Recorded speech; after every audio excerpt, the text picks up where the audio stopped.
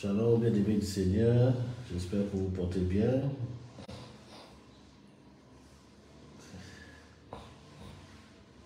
J'espère que vous vous portez bien. Bienvenue à notre direct du jour. Comme ça a été annoncé depuis hier, que je voulais vraiment partager une pensée avec vous. C'est une pensée qui ne me lâche pas depuis un bon moment et je voulais le partager avec vous. Et j'ai essayé de garder ça comme une méditation personnelle, mais il y avait un feu qui était sur moi. Et voilà, j'ai dit, bon, je crois que c'est peut-être pour quelqu'un qui va se connecter, c'est peut-être pour quelqu'un qui va regarder ce partage en différé.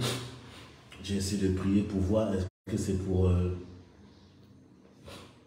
les membres de ma congrégation, est-ce que c'est pour une invitation, un programme. Je n'ai pas senti la paix, voilà, je n'ai pas senti la paix, mais j'ai senti plus de le faire en direct. Voilà, donc par la grâce du Seigneur, je veux obéir et partager cette pensée prophétique avec vous. Voilà, ok, donc première chose qu'il faut faire, partager, déjà c'est de partager. De partager cette vidéo au maximum à vos contacts, de partager cette vidéo au maximum à vos proches, de partager cette vidéo au maximum aux personnes qui veulent que vous l'entendez, qu'ils entendent l'évangile, parce que nous allons parler de l'évangile de Jésus-Christ de Nazareth. Cet évangile qui nous permet comment dirais-je, de découvrir l'amour de Dieu. Cet évangile qui nous permet de découvrir le plan de Dieu pour le salut de l'humanité. Cet évangile qui transforme. Cet évangile qui bouleverse. Cet évangile qui amène l'humanité à sa gloire. Alléluia. Donc c'est un peu autour de ça que nous allons un peu partager la parole de Dieu. Shalom à mon fils, l'apôtre Christian, j'espère que tu te portes bien.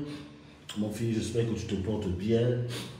Depuis le Maroc, voilà, bien-aimé du Maroc, nous arrivons aussi au Maroc, nous arrivons au Maroc par la grâce de Dieu. Voilà. Donc mon fils, partage à tout le monde, partage à tes fidèles, partage à tout le monde, parce que ce message, c'est un message prophétique que Dieu veut donner à son Église. Là, je viens fonctionner en tant que prophète. Je viens fonctionner en tant que voix de l'Esprit, voix de cet Esprit, pour parler à l'Église de Dieu. Donc, nous allons d'abord rendre grâce à Dieu par le nom de Jésus-Christ de Nazareth. Nous allons bénir le Seigneur pour ce moment. Père, nous te bénissons pour ce moment. Nous te rendons toute la gloire. Nous prions que ce moment soit dirigé et orchestré par toi. Donne-moi de donner les mots à la pensée que tu as déposée à mon esprit, que tu as déposée à mon cœur, afin de parler à l'Église. Par la puissance du nom de Dieu de Nazareth.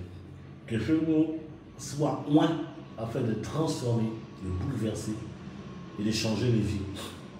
Avertis ton Église à ton avènement, avertis ton Église sur ton plan parfait. C'est le nom de Jésus-Christ soit célébré, maintenant pour des siècles et des siècles. Au nom de Jésus-Christ de Nazareth. Le gloire, le nom de l'ouvert à la majesté te soit rempli, maintenant pour des siècles et des siècles. Amen, amen et amen. Voilà, donc le thème que nous allons partager, c'est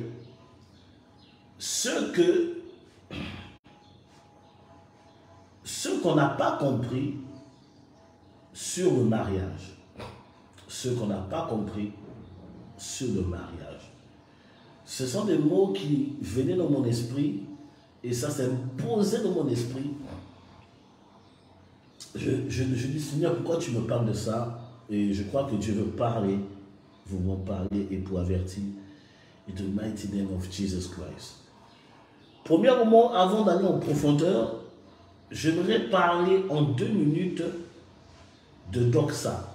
Vous avez vu que dernièrement, j'ai fait une vidéo par rapport à la plateforme d'Oxa du ministère Forme que Dieu a confié à mon frère, le prophète Guy-Serge Angama. La vidéo, je l'ai partagée sur ma page. La vidéo du direct aussi, comme la vidéo du programme du direct. Et pendant que je suis tout le programme en ligne, étant en France, voilà, étant en France, je suis le programme en ligne. Donc je tiens à dire, à bien aimer, là je ne suis pas en France, là je suis en Afrique.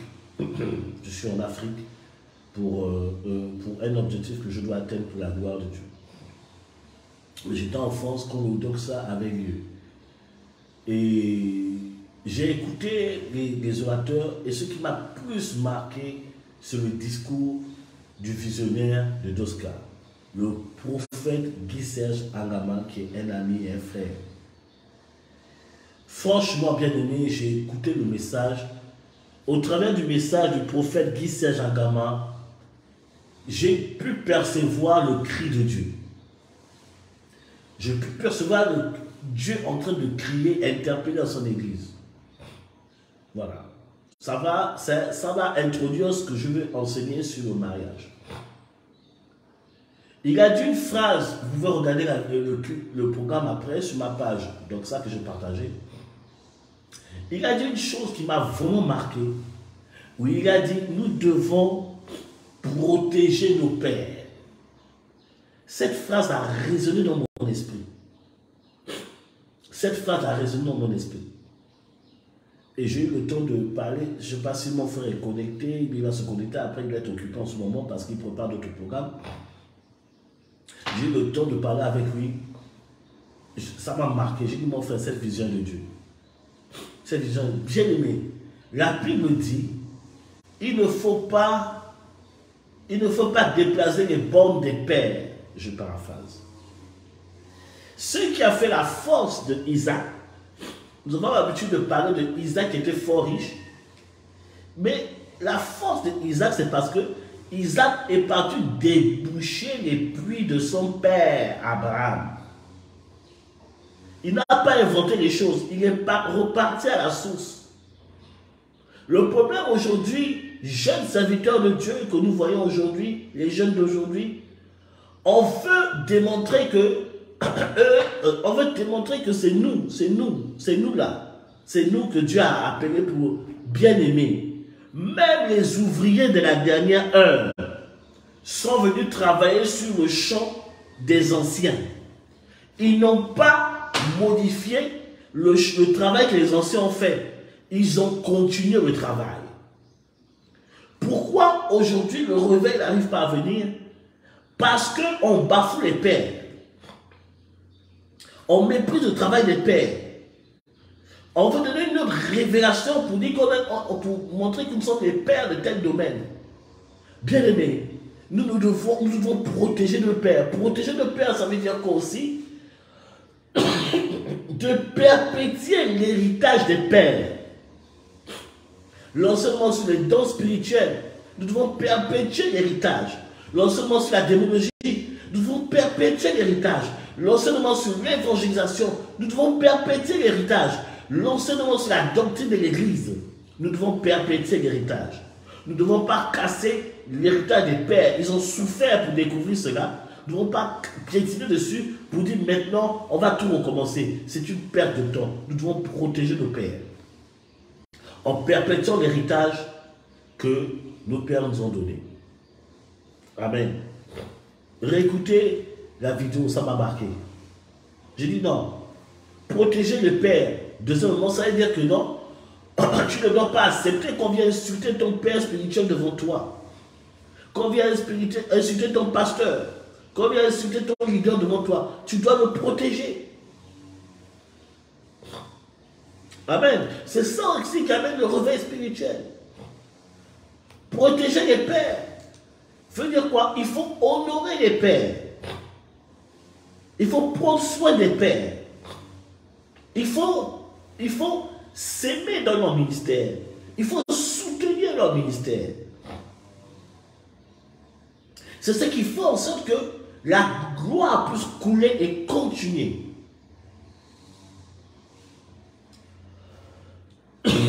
Amen.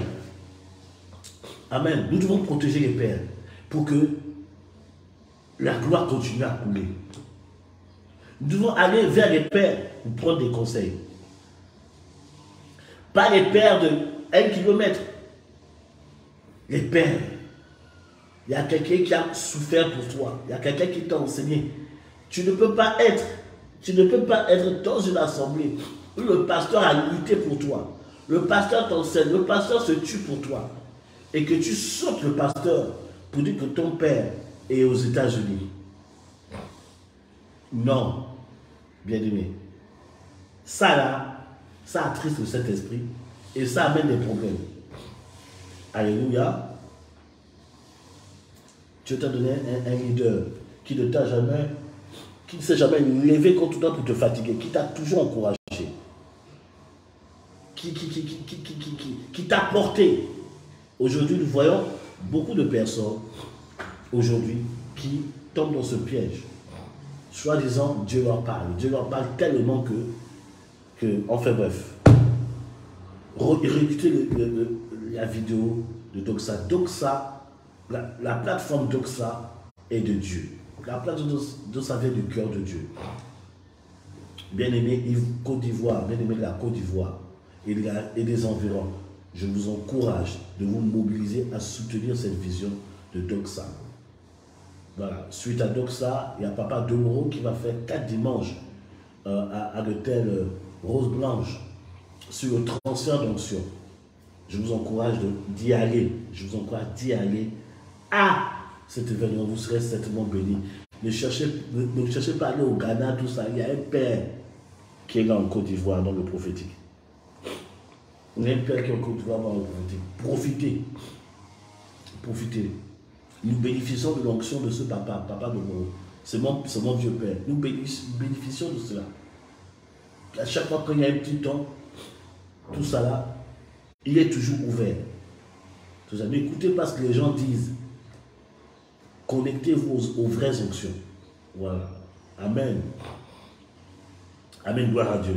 Nous devons repartir vers les pères. Il y a des onctions là que tu cherches. Il y a déjà un père qui a payé le prix, qui a déjà ça. Le plus simple, c'est d'aller te mettre à genoux vers ce père. Au lieu d'aller faire 40 jours de jeûne pour que Dieu te donne cette onction. Moi, par exemple, je prophétisais. Moi, l'affaire de prophétiser et vision, c'est depuis mon enfance. Mais il y a une dimension que je savais que je devais entrer. Mais je n'arrivais pas. J'ai fait des jeûnes multipliés. J'ai fait des retraites multipliées. Je n'arrivais pas. Je dis, mais Seigneur, je crois que tu peux me parler ainsi. Je n'arrivais pas. Le jour où le Seigneur m'a dit, voici ton modèle dans ce domaine. Il m'a montré le prophète Jean-Marie Demoro. Et le jour où le Seigneur a fait la grâce qu'il puisse venir à Toulouse, je suis venu directement vers lui. J'ai dit, le vieux, je veux ce que tu as.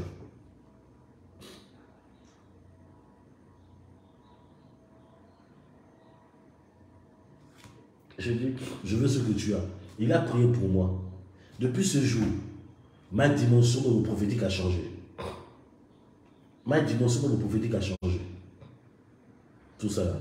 Vous demandez à ma femme. J'ai des révélations plus claires. Je vois des choses de plus en plus précises. Tout ça. C'est parce que je suis parti me mettre à genoux auprès d'un père. Ça m'a fait gagner du temps. Il y a des choses là. Tu n'as pas besoin de faire 10 000 temps de jeûne. Alléluia. Va auprès d'un père. Tu as un pasteur, sois soumis au pasteur. Et la gloire va descendre. Reconnaissons à nos pères au nom du Christ de Nazareth. Arrêtons de souffrir pour rien. Amen. Et surtout, il y a un enseignement qui dit la génération de Moïse est finie, nous sommes la génération de Josué. Mais vous oubliez que Dieu a dit à Josué de marcher selon la loi qu'il a donnée à Moïse, le Père. Même si le temps de Moïse est fini.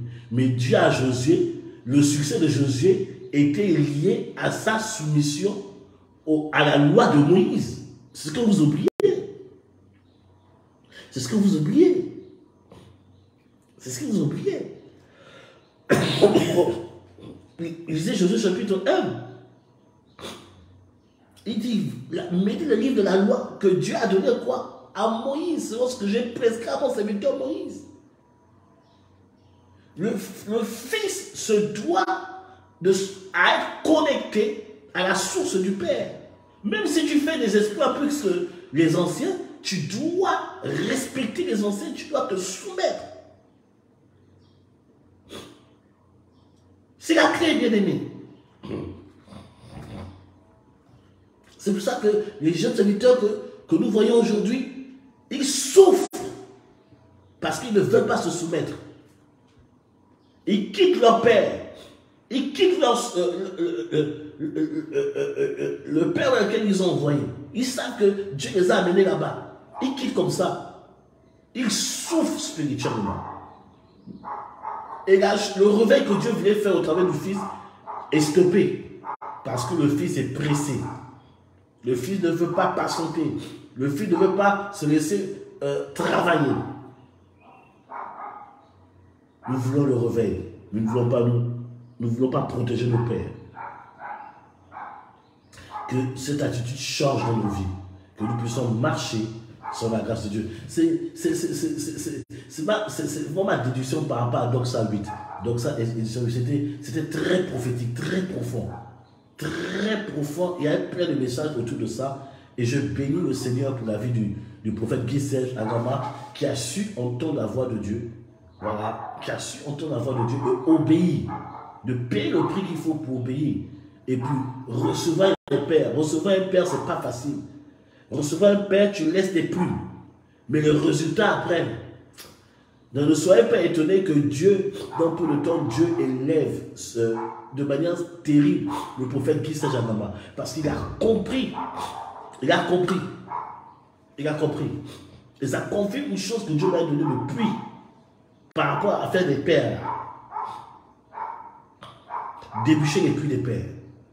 Ça confirme plein de choses. Le temps est venu. Nous devons nous reconnecter à nos pères. Nous devons nous reconnecter aux anciens. Nous devons nous reconnecter à la doctrine des pères que les pères nous ont légués. Il n'y a pas de nouvelle doctrine. Va acheter des livres. Sur les dons spirituels, va acheter Kenneth Hagin, Derek Prince. Sur le prophétique, va prendre William Marion Branham. Sur la guérison, il y a Terry Osborne. Va apprendre.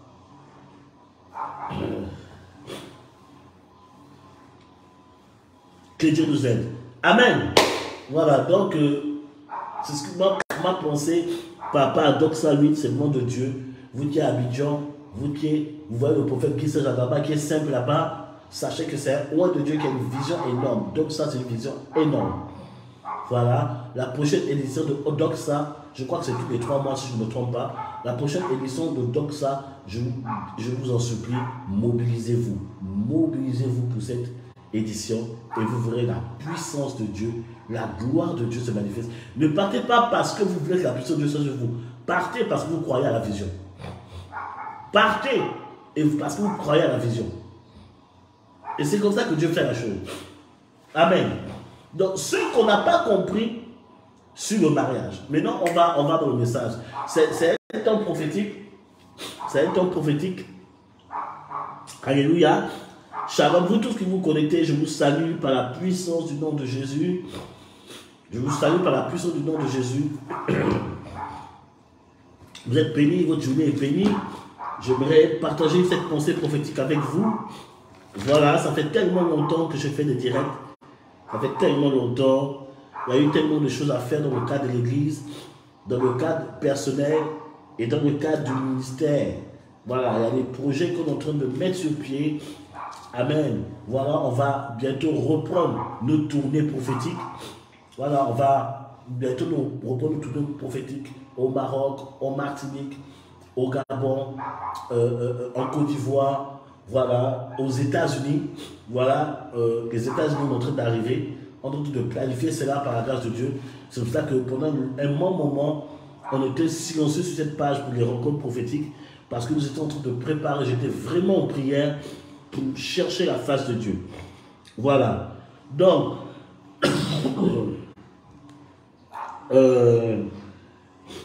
ce qu'on n'a pas compris sur le mariage, écoutez dans une chose. Premier point, Genèse chapitre 3, verset 1. Ce qu'on n'a pas compris sur le mariage. C'est une pensée prophétique qui est venue dans mon esprit et j'aimerais partager ça avec vous. S'il vous plaît, partagez cette vidéo. Donnez la possibilité à plusieurs personnes de recevoir le message de Dieu. Ce qu'on n'a pas compris sur le mariage. Genèse chapitre 3, verset 1. Il faut que tu saches d'abord, selon ce texte, la Bible dit que Dieu avait Dieu avait tout créé. Tout était bon. Tout était parfait. Adam et Ève, le premier couple, était dans la joie. Ils étaient dans l'épanouissement. Ils étaient dans la prospérité. Cela veut dire que le plan d'origine par rapport au mariage, c'est le bonheur. Dieu a créé le mariage pour le bonheur. Le bonheur de deux types, de deux personnes. Je vois comment frère le prophète Guy Serge est connecté. Shalom bro, shalom homme de Dieu. Je viens de finir un débrief de Doxa. Vraiment, la vision que Dieu t'a donnée est énorme. J'étais en train d'encourager les bien-aimés de soutenir la vision de Doxa, la plateforme Doxa. Voilà, vraiment, tu es béni mon gros, on est ensemble. Voilà, on est ensemble. Voilà, donc ce qu'il faut comprendre premièrement, ce qu'on n'a pas compris sur le mariage, premièrement, c'est que Dieu a créé le mariage pour l'épanouissement de l'homme et de la femme.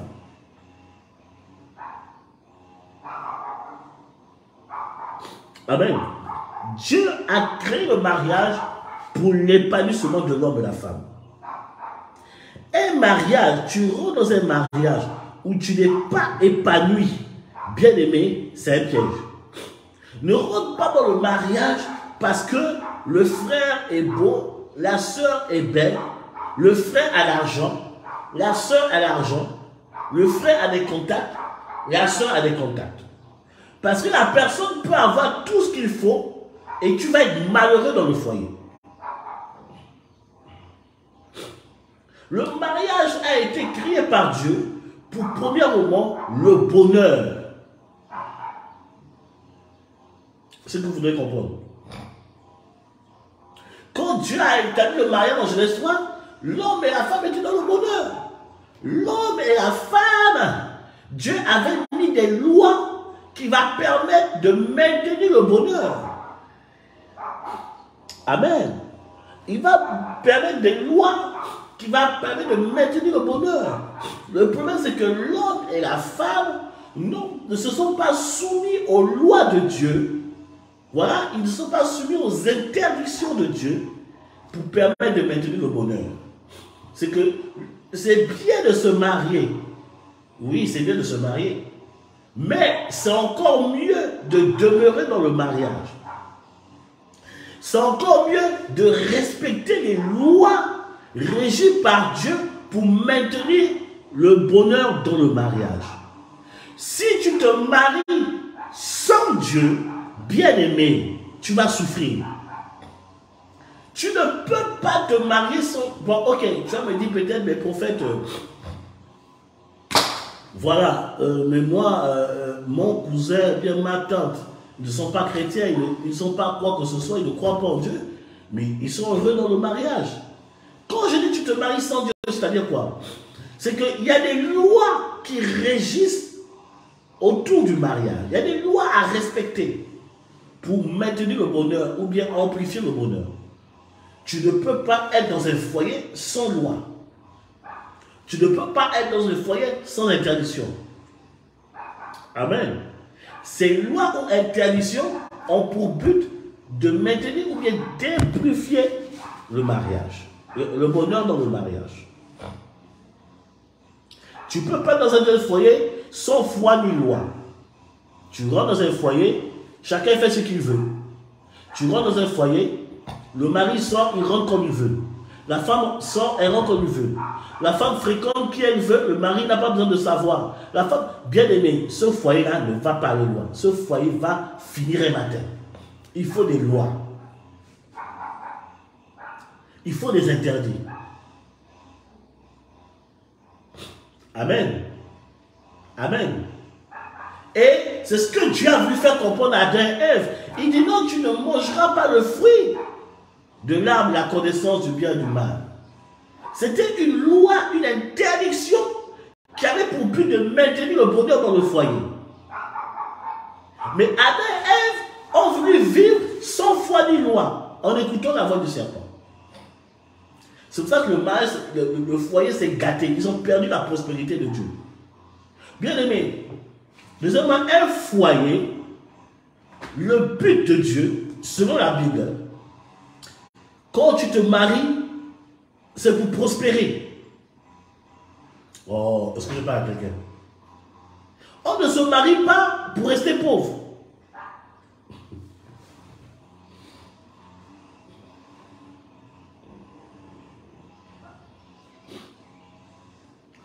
On ne se marie pas pour rester pauvre.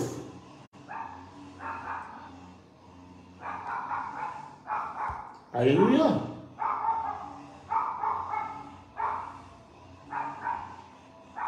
Est-ce que quelqu'un a dit Amen fort?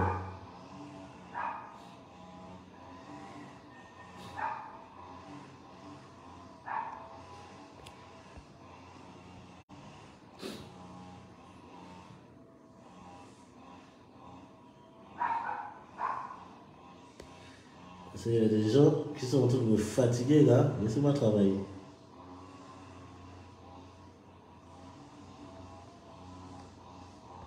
Ils sont de mettre là. Partez voir ça ailleurs.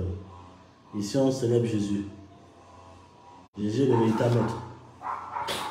On ne se marie pas pour rester pauvre. Je vais vous choquer. C'est pour ça qu'il dit que ceux qu'on n'a pas compris sur le mariage. Il y a les réalités de la vie. Il y a des épreuves. Ça ne veut pas dire que non, lorsque ton couple est éprouvé, tu dois quitter ton mari. Non, non, non, non. Il y a des épreuves, il y a des tests. Voilà. Mais, le couple qu'on a connu, qui s'est marié aujourd'hui, dans 5 ans, il doit avoir une amélioration dans le domaine de la prospérité. Quand on parle de la prospérité, c'est d'abord l'épanouissement. Amen. Quand on parle de la richesse, ça parle d'abord de l'épanouissement, avant de parler du matériel. Comprenez ce que je suis en train de dire. Donc, le couple qui s'est marié aujourd'hui, dans 5 ans, il doit avoir une amélioration dans leur prospérité, dans leur épanouissement, dans leur niveau de joie, dans leur niveau de gaieté. Amen. 10 ans après, le niveau de prospérité doit changer de niveau. Si ça fait 10 ans que tu te maries avec la personne, et le niveau de prospérité n'a pas changé, il faut te poser la question, est-ce que, je vais peut-être choquer certaines personnes, est-ce que, il y a un problème. On ne se marie pas pour rester pauvre, on se marie pour prospérer. C'est pour ça que quand Dieu a mis Adam et Ève dans une atmosphère de prospérité, qu'est-ce que Dieu a dit à Adam et Ève? Il dit cultivez le jardin. C'est que faites améliorer les choses. Ok. Faites progresser les choses. Dans le couple, s'il n'y a pas de progression dans le domaine de la prospérité, prospérité spirituelle, prospérité gaieté, prospérité épanouissement, prospérité financière, prospérité matérielle, bien aimé, il y a un problème. La responsabilité que Dieu donne à Adam et Ève, c'est d'abord, il dit cultiver le jardin. Le jardin, c'est aussi la présence de Dieu. Le jardin aussi, c'est le domaine, c'est le champ, c'est le champ de travail. C'est le champ de travail que Dieu te donne. Il dit cultive. C'est anormal que tu sois pendant 10 ans, 30 ans marié, qu'il n'y ait pas de progression. Qu'il n'y ait pas de prospérité. Amen.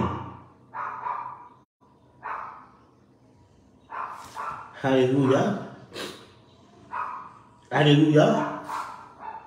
Les choses doivent changer. Que Dieu vous ouvre l'esprit. Que Dieu vous ouvre l'esprit. On se marie pour prospérer. On se se marie pour changer de dimension. Comme moi, je me suis marié, il y a 12 ans, bientôt 13 ans en arrière, avec mon épouse, j'ai senti que j'étais entré dans une autre dimension. Sur le plan spirituel, j'ai remarqué un changement. Même sur le plan spirituel et sur le plan aussi économique, j'ai remarqué un changement. Je remarquais que comme si Dieu a ajouté quelque chose. Bien aimé, j'étais célibataire. Je vous raconte quelque chose. J'étais célibataire. Tout ça là, je parlais avec papa de Moreau. Mais il n'y avait jamais de possibilité pour le faire venir à Toulouse. Je me marie, papa de Moreau arrive. Donc, la présence de ma femme dans ma vie a ajouté quelque chose dans ma vie. Oh, est-ce que je parle à quelqu'un? Est-ce que je parle à quelqu'un? Est-ce que je parle à quelqu'un? La présence de ma femme dans ma vie a permis que je puisse entrer dans certaines promesses. J'avais une promesse, une vieille promesse par rapport au Maroc. J'avais une vieille promesse par rapport à la Côte d'Ivoire. Alléluia. J'avais une vieille promesse par rapport à certaines nations, par rapport à l'œuvre de Dieu. C'était dans mon esprit, j'aurais ça depuis. Et c'est après mon mariage, la promesse du Maroc est venue vers moi comme ça, sans forcer. La promesse de la Côte d'Ivoire est venue comme ça. La promesse de certaines nations est venue comme ça. Après mon mariage. Donc c'est que la présence de ma femme m'a permis de vivre certains accomplissements. Comme ma promesse, ma présence dans la vie de mon épouse a permis à mon épouse d'accomplir certaines choses. Est-ce que vous comprenez ce que je suis en train de dire? On se marie pour prospérer. On ne se marie pas pour stagner. Oh, est-ce que je parle à quelqu'un? Est-ce que je parle à quelqu'un? Est-ce que je parle à quelqu'un? Si tu te maries pour stagner, c'est que tu n'as rien compris sur le mariage. C'est pour ça qu'on ne se marie pas avec n'importe qui. On ne se marie pas parce que le gars est beau. On ne se marie pas parce que la fille est belle. Elle a toutes les formes, le teint joli. On ne se marie pas pour ça. On se marie avec des personnes destinées avec qui tu pourras prospérer selon Dieu et faire avancer les choses.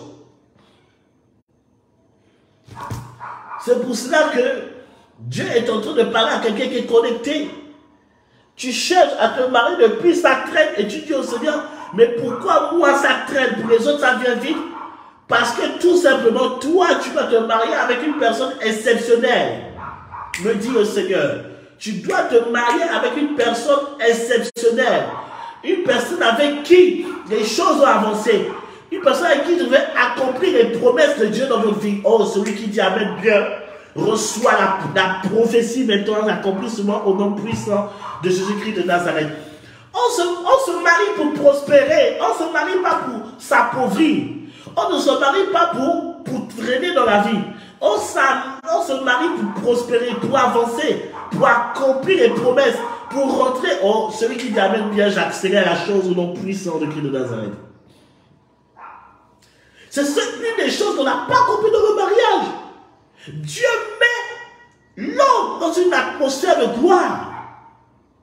Il amène la femme, il dit maintenant, il dit à l'homme cultive le jardin, et cette femme va t'aider à quoi? À cultiver. Elle va t'aider à progresser. Elle va t'aider à développer. Elle va t'aider à faire avancer les choses. Elle va t'aider, oh my God. Elle va t'aider, oh my God. Elle va t'aider. Parce que Dieu n'est pas le Dieu de la stagnation. Dieu n'est pas le Dieu de la pauvreté. Dieu n'est pas le Dieu de la médiocrité. Bien aimé, avant de me marier, je m'habillais bizarrement. Je ne savais pas m'habiller. Même vous pouvez voir les gens qui me connaissent depuis mon enfance. Ils vont te dire, moi je ne sais pas m'habiller, je m'habille mal. En désordre. Dès que la connexion avec ma femme a eu lieu, la première chose qu'elle a attaquée, c'est d'améliorer mon style vestimentaire. Améliorer mon style vestimentaire. vestimentaire. Que je sois présentable. Que je sache marier les couleurs. Que je sache habiller. Savoir repasser. Enfin, bien aimé, tu te maries pour prospérer. Tu ne te maries pas pour stagner. Oh my God, je vais te dire la vérité. Tu ne te maries pas pour stagner. Oh, est-ce que je parle à quelqu'un ce soir? Est-ce que je parle à quelqu'un ce midi au nom puissant de Jésus-Christ de Nazareth? Tu n'es pas appelé à stagner. Tu n'es pas appelé à souffrir. Tu es appelé à avancer. C'est pour ça que Dieu permet que tu te maries, c'est pour progresser les choses. C'est pour avancer. C'est pour améliorer. Au nom de Jésus-Christ de Nazareth. Oh my God, my God, my God, my God. Et c'est une des choses qu'on n'a pas compris. Enfant de Dieu, on est tellement spirituel qu'on dit, ah oui, je me contente de ce qu'on a. La personne ne veut même pas avancer. La personne ne te pousse pas. Moi, ma femme me pousse et je pousse ma femme. Moi, ma femme, elle me pousse et moi, je pousse ma femme.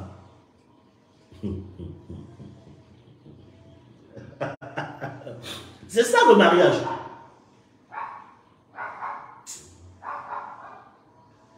C'est pour ça que je te dis, c'est pour ça que les fiançailles, c'est pour ça qu'elle ne te donne pas jeune fille.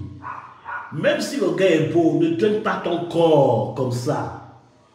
Tu donnes ton corps parfois aux personnes qui n'ont rien, qui ne t'apportent rien. Tu donnes ton corps aux personnes qui viennent te gâter et puis s'en va. Tu donnes ton corps aux personnes qui vont détruire ta vie et puis il prend ta grâce et il s'en va.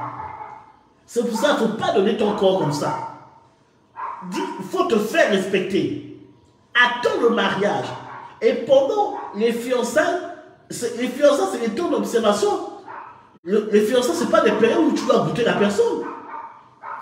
Les fiançailles, ce n'est pas une période où tu dois coucher avec la personne. Mais non, c'est les temps d'observation. Pendant les fiançailles, tu pries. Tu vois qui est la personne. Tu demandes à Dieu, montre-moi le caractère de la personne. Montre-moi l'esprit de la personne. Et c'est pendant les fiançailles que tu vas voir avec la personne, là, je vais pas aller quelque part. Avec la personne, là, je vais être retardé. Bien aimé, tu vois que la personne, ce n'est pas la peine. La personne ne veut pas faire d'effort. La personne n'a pas de vision.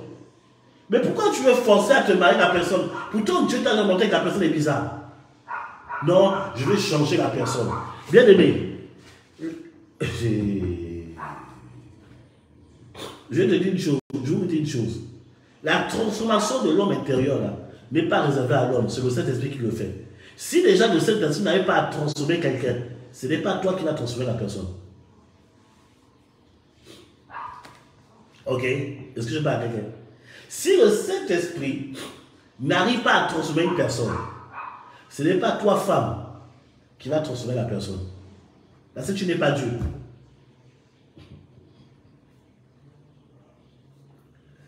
Dans les temps de fiançailles, tu observes. Est-ce qu'avec cette personne, on peut prospérer?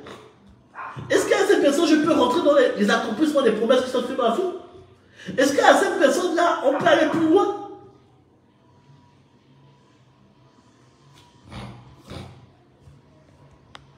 Non, mais tu veux rester parce que non, tu veux te marier juste parce que je suis fatigué d'être célibataire, je veux me marier, je veux rester comme ça. Tu vas te marier en restant dans la souffrance. Il y a des gens qui ont hypothéqué leur destinée tout simplement parce qu'ils veulent se marier forcé. Tout simplement parce qu'ils veulent se marier forcé. Et c'est après le mariage. Il dit, oh, qui m'a dit d'aller là-bas? Mais tu es marié et c'est fini, tu es ligoté. Sauf si la personne touche les conditions bibliques pour se séparer. Mais si la personne ne touche pas les conditions bibliques pour se séparer, tu es ligoté jusqu'à la vie. On ne se marie pas parce qu'il faut se marier. On se marie parce qu'il y a un objectif à atteindre. Il y a une vision à atteindre. Quand ma femme a dit oui,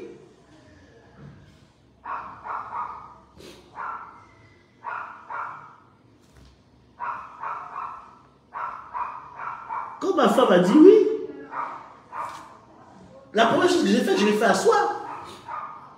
Je J'ai dit, moi, je suis un oint de Dieu. Je suis un oint de Dieu. Si on se marie, voici que Jésus va atteindre. Je pouvais dire, moi, je m'en fous, on se marie quand même. Je voulais me rassurer.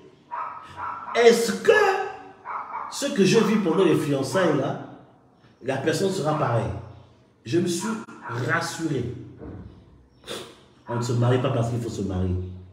On se marie parce qu'il y a des gens qu'il faut atteindre. Parce qu'on doit progresser. On doit prospérer. On doit être la meilleure version de nous-mêmes selon Dieu. Alléluia.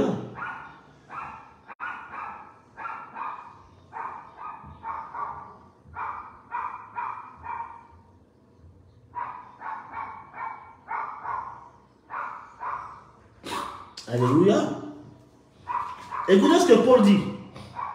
Deuxième point. Il dit, pour ce qui concerne les choses auxquelles, 1 Corinthiens chapitre 7, il dit, verset 1, il dit, pour ce qui concerne les choses au sujet desquelles vous m'avez écrit, je pense qu'il est bon pour l'homme de ne point toucher de femme. Verset 2, toutefois, pour éviter la débauche, que chacun ait sa femme et que chacun ait son mari. Que le mari, en fait, là, Paul parle de la monogamie. Voilà, Dieu n'est pas pour la polygamie. Les gens qui prennent la Bible, qui sortent la Bible de leur contexte et commencent à dire que Dieu est pour la polygamie, c'est faux. Ici, la Bible dit clairement, dans la nouvelle grâce, Paul a bien dit, il faut que chacun ait son mari et ça ne fera pas de la monogamie. Amen. Tu as pris une femme, tu restes avec elle, c'est avec elle seulement que tu vis, avec lui aussi que tu vis, c'est elle que tu connaîtras seulement, et lui que tu connaîtras jusqu'à la fin des jours. N'écoutez pas les prédicateurs déguisés en loup qui vous disent que la polygamie est de Dieu. C'est faux. Je le répète, c'est faux. La Bible dit clairement ici que chacun ait sa femme et que chacun ait son mari. Alléluia. Il dit toutefois, pour éviter la débauche, que chacun, voilà. Verset 3, que le mari rende à sa femme ce qu'il lui doit et que la femme agisse de même envers son mari. Ce n'est pas la femme qui dispose de son cœur, de son corps, c'est son corps. De son corps, c'est son mari. De même, ce n'est pas le mari qui dispose de son corps, c'est sa femme. Amen. Je veux expliquer quelque chose. Ok.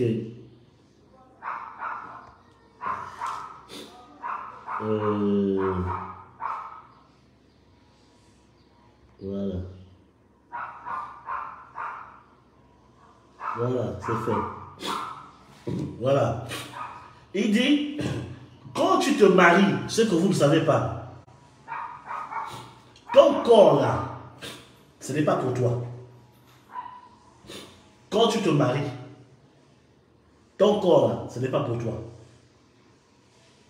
Mon corps n'est pas mon corps, c'est le corps de ma femme. Ce corps appartient à Dieu d'abord. Ensuite, ça appartient à ma femme avant de me revenir. Et vice-versa. C'est-à-dire que quand tu te maries, c'est le monsieur, c'est l'homme qui doit te dire comment il aime te voir habillé. Et vice-versa pour la femme. Quand tu te maries, tu ne t'habilles plus comme tu veux. Je parle à quelqu'un. Quand tu te maries, tu ne t'habilles plus comme tu veux. Tu as un nouveau styliste, c'est ta femme ou ton homme. Je parle à quelqu'un. Si ton monsieur n'aime pas, par exemple, si ton homme n'aime pas que tu portes des boucles d'oreilles, pourtant toi tu es fanat de boucles d'oreilles, vous comprenez ce que je suis en train de dire?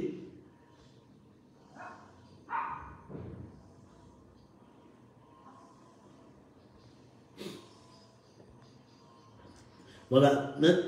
Voilà. Mais si tu es fanat de boucles d'oreilles, parce que le monsieur n'aime pas les boucles d'oreilles, tu arrêtes de boucle d'oreille. Ça, c'est les choses qu'on ne sait, les choses que vous ne savez pas. Si par exemple ta femme n'aime pas les 3 pièces, costume 3 pièces, or que quand tu es fan de 3 pièces, tu as une correction, parce que ta femme n'aime pas, tu dois arrêter les 3 pièces.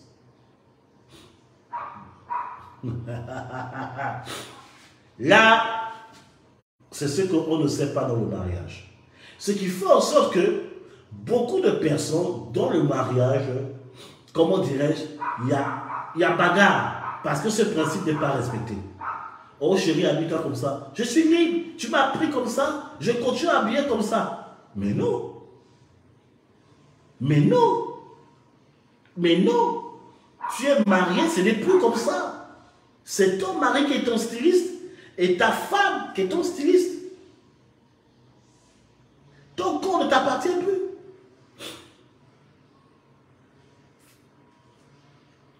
Si ton mari dit que tu mettes foulard, il faut mettre foulard. Parce qu'il veut que tu mettes foulard. Si ton mari, je vais aller plus loin, te dit, il faut raser la tête, je veux te voir à bout à zéro, même si tu as des cheveux de 1 km qui va jusqu'au dos, le mari a dit, il faut raser la tête. Oh oh. Comment? Ton corps ne t'appartient plus. C'est pour ça que Paul, plus tard, il va expliquer que le mariage, là, c'est la parallèle comme Christ et son Église. Quand tu donnes ton corps à Jésus, c'est Jésus qui dicte ta manière de t'habiller, parce que tu es son épouse. Pourquoi, comme Jésus te dit de le faire, tu dis Seigneur, Seigneur, Seigneur, tu fais. Et quand ton mari te dit de le faire, que ta femme te dit de le faire, oh non, moi je suis libre. Mais non, tu ne fonctionnes pas selon les lois, les règles du mariage.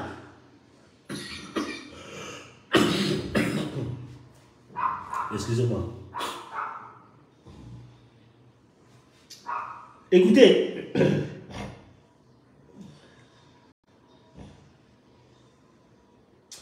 Verset 5.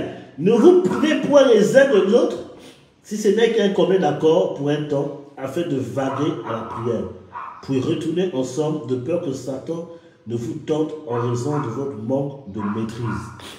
Ne vous privez point de l'un et l'autre.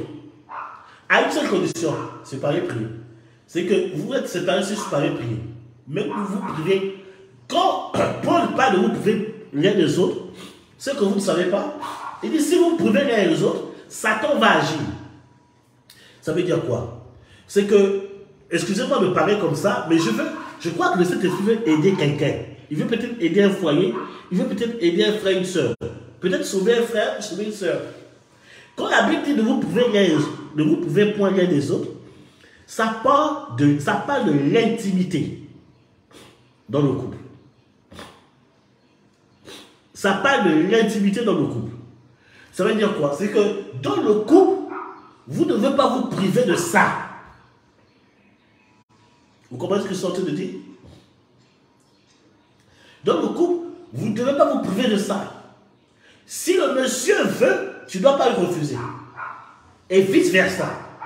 Même si tu es fatigué, tu dois pas, la Bible ne vous pouvez pas. De peur que Satan, vous comprenez ce que je suis en train de dire? Non, moi, on n'est pas, nous sommes des enfants de Dieu, on n'est pas maintenant des pervers, tout ça là, mais c'est une loi qui est là.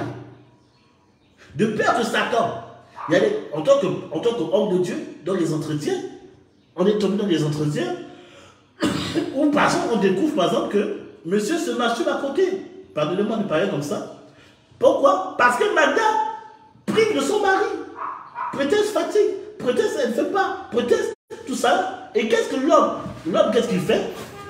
L'homme voit ça, il se renferme dans le domaine de la masturbation. Et vice versa.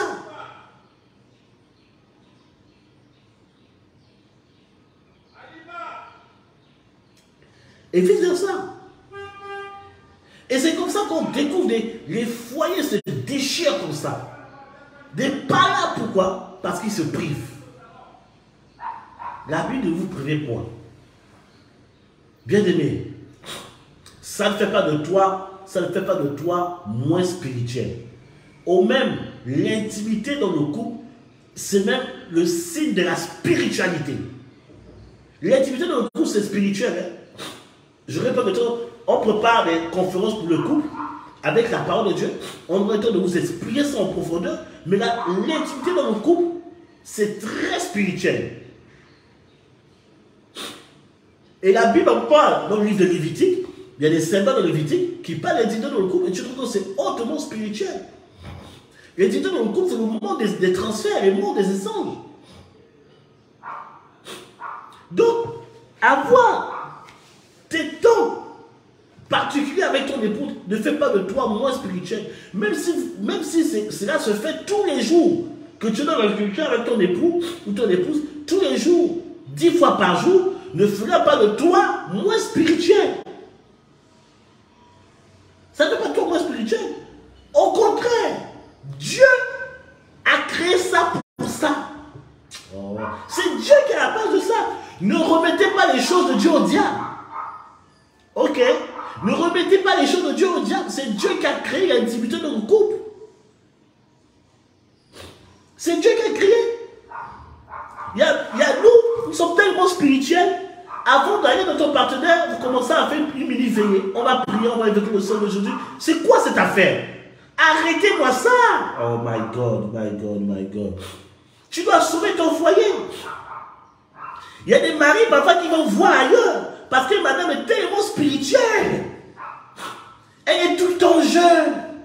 Tout le temps en esprit. Le mari a dit non, moi je veux voir ailleurs. C'est ce que la Bible dit. De peur que Satan ne vienne. Tu sais pourquoi ton mari va voir ailleurs? Sœur, c'est à cause de ça. La plus grande raison, c'est à cause de ça. Tu ne t'habilles plus comme il aime. Tu t'habilles plus comme il aime. Parce que tu es marié, tu t'habilles comme une clochard. Tu ne veux plus que ton mari te regarde. Tu dis, oh, il est marié, on est marié plus de bon. Bien aimé, l'ennemi va venir frapper dans ton foyer. C'est pour ça que ton mari va voir ailleurs. Parce que tu ne veux plus l'attirer par ton vêtement. Il dit qu'il aime t'habiller. Avant de dormir, j'aime quand je t'habille comme ça. Tu ne le fais pas. Tu prends un vieux pantalon tout déchiré, un t-shirt avec les taches, et puis tu mets les pales et tu dors comme ça. Et quand il veut rester avec toi, tu les cherches, tu dis non, je vais faire une veille de prière. Regardez-moi ça. Et tout le temps, c'est la même chose. Il te lève la nuit. Oh non, je veux prier, donc je veux prier dans 30 minutes là. Laisse-moi tranquille, je vais prier. Mais il va regarder ailleurs, c'est normal. Même s'il parle en langue, même s'il prophétise, il va regarder ailleurs. Il va regarder ailleurs. Il va regarder la jeune sœur. Jeune sœur de 20 ans, coquette. Parce que toi, tu es tellement spirituel. Tu vis tellement au ciel. Et vice versa.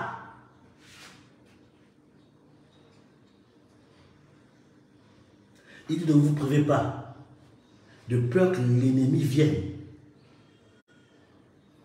Et tu vas pleurer. Oh! Le diable a attaqué mon foyer. Ce n'est pas le diable, c'est toi qui as la cause de cela. Tu te poses la question pourquoi ton mari ne te regarde plus. Voici l'une des choses. Et vice versa, que ce soit homme ou femme. L'une des raisons. Tu ne te parfumes plus. Tu ne te fais plus beau, tu ne te fais plus belle. Tu ne regrettes plus ta coiffure. Tout le temps, c'est la même coiffure. Avant de dormir, c'est super garni. Et je veux son pétard. Regardez-moi ça. C'est pour ça que le frère, il va aller sur Instagram. Regarder les jeunes filles sur les photos. Pendant que tu dors, il va se lever pour regarder un film bizarre, secret. Et se donner de priser personnellement. Même s'il parle en langue, il le fera. Parce que la porte a été ouverte. Le diable voit ça, il va s'infiltrer. Donner des pensées bizarres au gars. Oh. Est-ce que j'ai parlé? Est-ce que le Saint-Esprit est en train de parler? Seul qu'on ne sait pas. Chrétien aujourd'hui, parce qu'on est enfant de Dieu, on ne veut plus, permettez-moi l'impression, attirer son couple, attirer son époux. Voilà. On prive parce qu'il faut prier. On prive parce qu'il faut jeûner. On prive parce que quoi? On ne se fait plus beau, on ne se fait plus belle.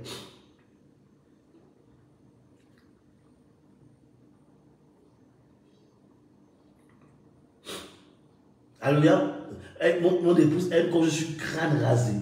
Quand je suis crâne rasé, elle est trop contente. Elle dit, oh mon chéri, quand je me parfume, tout ça, oh mon chéri, c'est comme ça qu'on fait.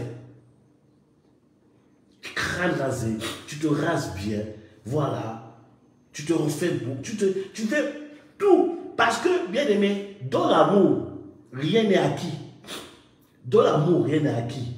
Tous les jours, tu vas conquérir le cœur de ton partenaire, tous les jours. Parce que si tu commences à même pas le faire, un matin, une autre personne va la récupérer, va la récupérer, et bien va le récupérer dans la rue.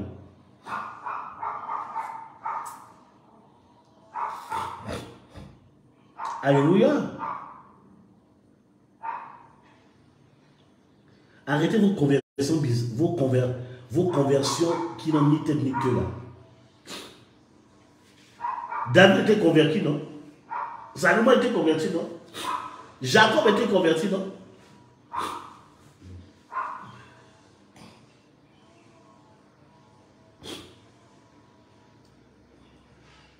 Verset 6, il dit, je dis cela par condescendance, je n'en fais pas un ordre. Il dit par condescendance. À un moment donné, là, le corps, c'est pas... Il y a des gens, il y a une personne qui m'a dit, ah, prophète, je ne comprends pas. Une personne qui était célibataire, il m'a appelé prophète, je ne comprends pas. Mais j'ai des pulsions. Excusez-moi d'utiliser cette expression. J'ai des érections, je ne comprends pas. Prophète, j'ai dit, tiens, à quelle heure? Il m'explique. J'ai dit, mais c'est normal. Ça, c'est ton corps. Ce n'est pas l'élément. C'est ton corps. Il faut différencier entre le corps et la chair. La chair, ça, c'est pas bon. La Bible n'est pas accompli les œuvres de la chair.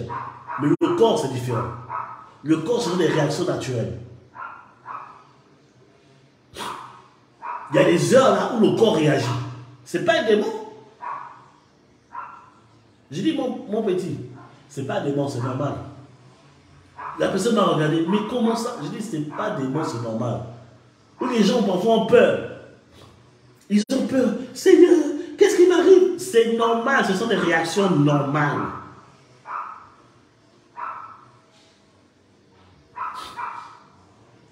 C'est des réactions normales. C'est normal qu'une certaine heure, le corps réagit. C'est normal, à un moment donné, tu peux avoir des pulsions. Tu peux avoir des revers. Donc, c'est tout à fait normal. Ce n'est pas la chair. Ça, ce n'est pas la chair. Ça, c'est le corps.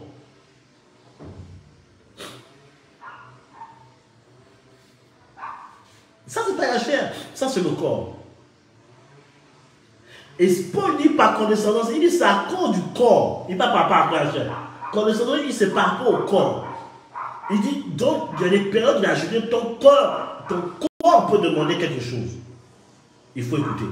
On écoute le corps, on n'écoute pas la chair. Oh.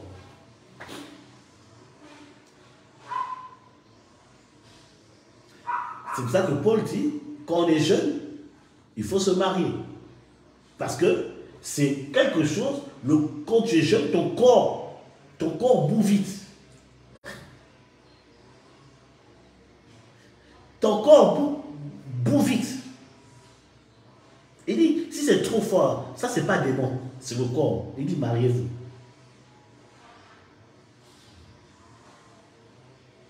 C'est pour ça que moi je ne crois pas aux copines. Copines, copains en Christ. Je ne crois pas à ça. Je ne crois pas à ça. Ça c'est copine, copain là. Copine, copain là. Par expérience, on a vu. Hein. On a vu. Moi je ne crois pas en ce copine, copain. C'est ta soeur, c'est ton frère en Christ. Maintenant, si vraiment la chose est sérieuse, il faut aller voir les parents. Il faut mettre sur pied un projet. Et mariez-vous. C'est tout. Et mariez-vous. Mariez-vous.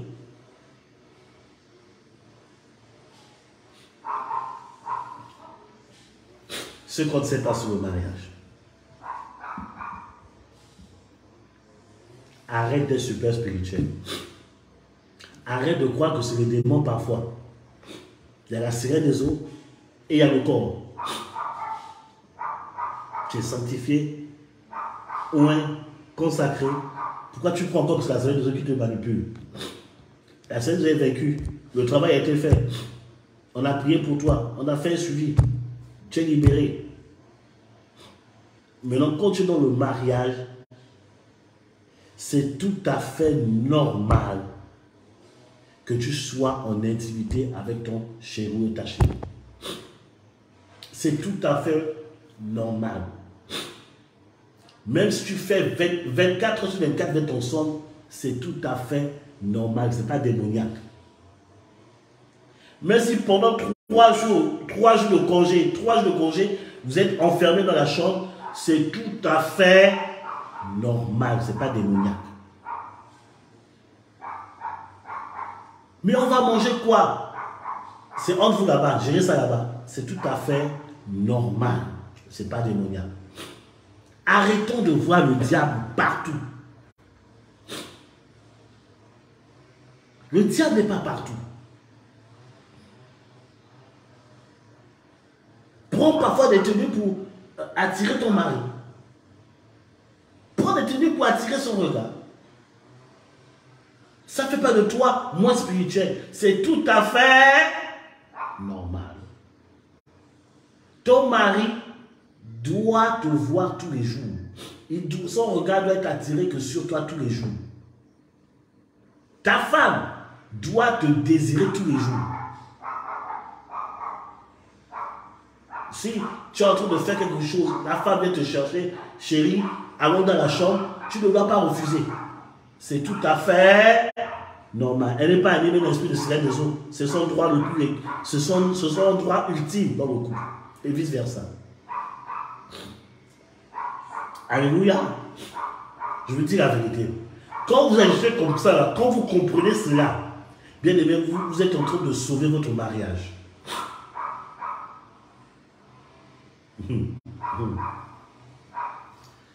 Je vais faire la deuxième partie prochainement, ce qu'on ne connaît, ce qu'on ne sait pas sur le mariage. Mais je prie pour toi. Je prie pour toi. Je prie pour toi.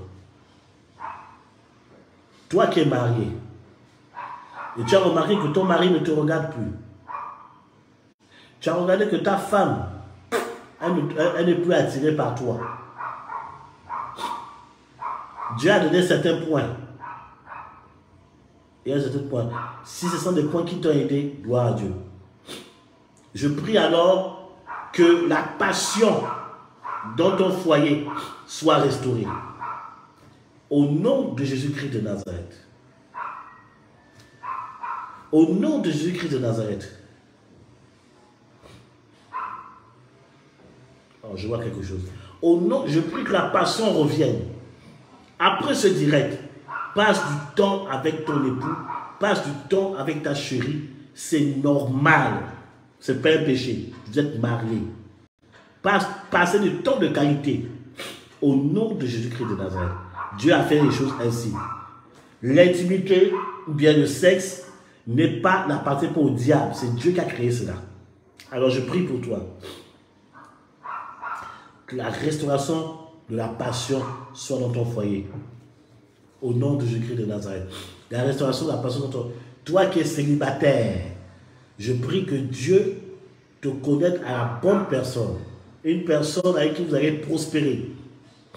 Célibataire ou bien marié même, je prie que la prospérité soit notre partage. Tu n'es pas né, tu ne te maries pas pour être maintenu dans la pauvreté. Tu ne te maries pas pour souffrir, tu te maries pour prospérer, pour avancer. Alors toi qui es célibataire, je prie que Dieu te connecte à la bonne personne. Je vois une personne, je vois deux choses, et on va finir par là. Je vois une jeune fille qui est dans les environs de 13 ans. Je prie que Dieu calme l'ardeur. Tu es dans les environs de 13 ans. Tu es trop attiré par rapport à tout ce qui est homme. Une jeune fille qui est dans les environs de 13 ans. Je ne sais pas qui c'est. Tu es trop attiré par rapport à tout ce qui est homme. Je prie que Dieu tue cette ardeur-là. 13 ans, c'est trop tôt. Ma fille, concentre-toi sur Dieu. Concentre-toi sur Dieu. 13 ans, c'est trop tôt. Je ne sais pas qui c'est. Mais tu es trop attiré par rapport à chose qui est homme. Et le combat que tu... Et ça, là, ça vient du côté de ta grand-mère. De ta grand-mère maternelle. Je ne sais pas qui c'est. Mais je parle comme ça. Je ne veux pas dire les noms. Je ne veux pas me concentrer pour voir les noms des personnes. Pour protéger la personne. Ça vient de ta grand-mère maternelle. Tu as 13 ans. Tu es trop attiré par rapport à tout ce qui est homme. Je viens couper ce lien au nom du Christ de Nazareth. Et je prie que ta vie soit consacrée et tu te consacres aux choses de Dieu. Alléluia. Que tu sois consacré aux choses de Dieu. Voilà, au nom puissant de Christ de Nazareth. Je prie pour tout un chacun. Je prie. Il y a une sœur là qui est en contact avec un homme qui s'appelle Richard. Et tu es en train de réfléchir. Est-ce que c'est le bon gars? Écris-moi en inbox. Je vais te dire ce qui en est. Tu es en contact avec un homme qui s'appelle Richard. Et tu te poses des questions. Est-ce que c'est le bon gars? Écris-moi en inbox. Je vais te dire ce que Dieu dit. Vous êtes bénis au nom de Jésus. Au nom de Jésus, vous voulez faire une offrande. Les informations sont sur la vidéo. PayPal. Voilà, si tu as PayPal. Airtel Money pour ceux qui sont au Gabon, en Côte d'Ivoire, tout ça là. Que Dieu vous bénisse. Je répète encore. Vous qui êtes à la Côte d'Ivoire, la prochaine édition de Doxa, mobilisez-vous. Cette plateforme est de Dieu. Cette plateforme est de Dieu. C'est une plateforme qui honore les pères. Et quand on honore les pères, Dieu le Père lui-même descend. Voilà. Voilà. Contactez le prophète Gisèle Agama pour entrer dans son équipe par rapport à Doxa. Et servez Dieu là-bas. Vous êtes bénis au nom de Jésus. Shalom, shalom, shalom. Prochainement, la semaine prochaine, je vais me connecter encore à la même période. Si ce n'est pas mercredi, c'est jeudi, je vous dirai ça dès ce soir. On va continuer le thème « Ce qu'on ne sait pas sur le mariage ». Que Dieu vous bénisse. Je vous aime énormément. Je continue à prier pour vous. Voilà. Shalom.